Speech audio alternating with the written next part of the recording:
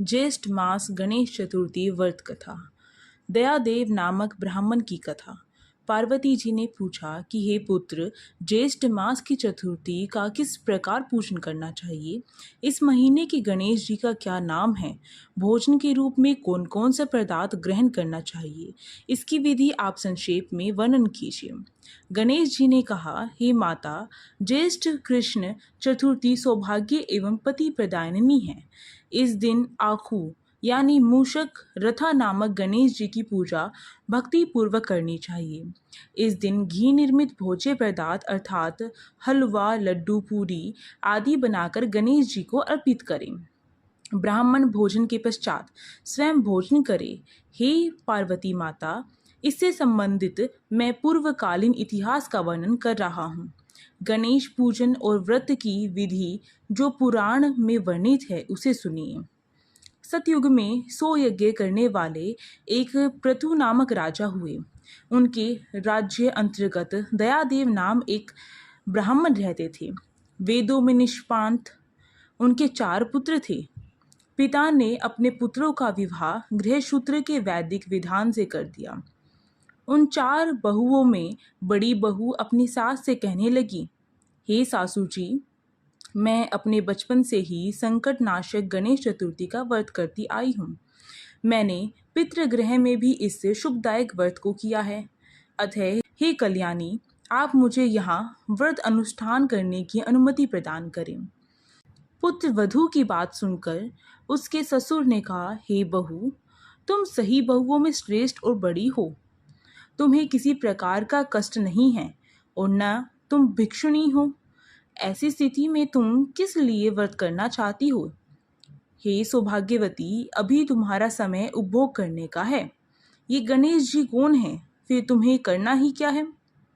कुछ समय पश्चात बड़ी बहू गर्भिणी हुई। 10 मास बाद उसने सुंदर बालक का प्रसव किया।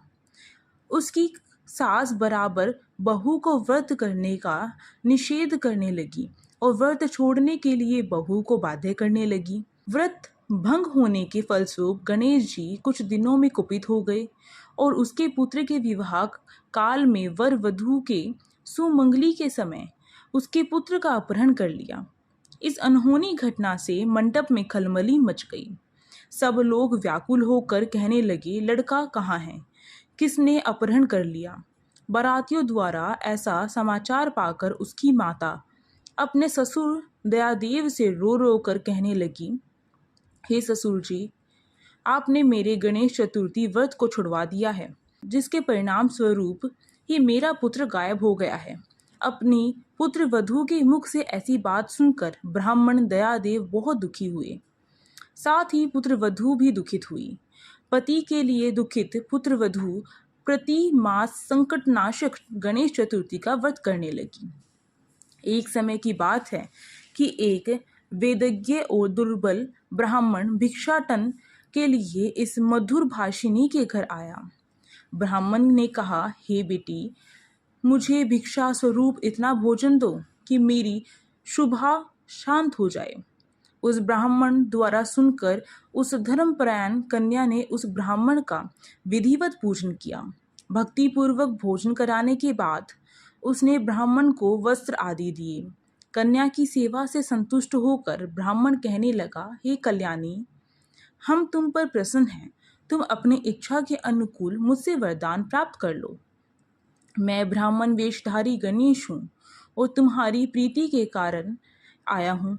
ब्राह्मण की बात सुनकर कन्या हाथ जोड़कर निवेदन करने लगी, हे विघ्नेश्वर, यदि आप प्रसन्न हैं तो मुझे मेरे पति के दर्शन करा दीजिए। कन्या की बात सुनकर गणेश जी ने उससे कहा कि हे सुंदर विचार वाली, जो तुम चाहती हो वही होगा। तुम्हारा पति शीघ्र ही आवेगा। कन्या को इस प्रकार का वरदान देकर श्री गणेश जी अंतर्ध्यान हो गए। उसी समय की बात है कि सोम शर्मा नामक ब्राह्मण एक वन में से उस द्विज बालक को नगर में लाए। अपने पौत्र को देखकर दयादेव नामक ब्राह्मण बहुत प्रसन्न हुए। बालक की माता के हर्ष की तो सीमा ही नहीं थी। साथ ही संपूर्ण नगरवासी भी प्रमोदित हुए। बालक की माता ने पुत्र को छाती से लगा लिया और कहने लगी कि गणेश जी के प्रसाद से ही मैंने खोए हुए पुत्र को प्राप्त किया है। फिर से मंडप का निर्माण करके विधि पूर्वक वैवाहिक कार्य संपन्न किया। वह भाग्यशाली कन्या अपने पति को पाकर धन्य हो उठी।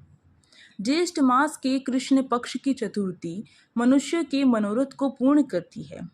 हे देवी, पूर्व कथित रीति से भक्ति पूर्वक जो व्यक्ति इस व्रत एवं पूजन को करेंगी, उनकी संपूर्ण इच्छाएं पूर्ण होंगी। श्री कृष्ण जी कहते हैं, हे राजन युधिष्ठिर, भगवान गणेश जी के व्रत का महामात्म्य है। हे महाराज, अपने शत्रुओं के विनाशार्थ आप भी इस व्रत को अवश्य कीजिए और कमेंट बॉक्स में लिखिए जय श्री गणेश। धन्यवाद।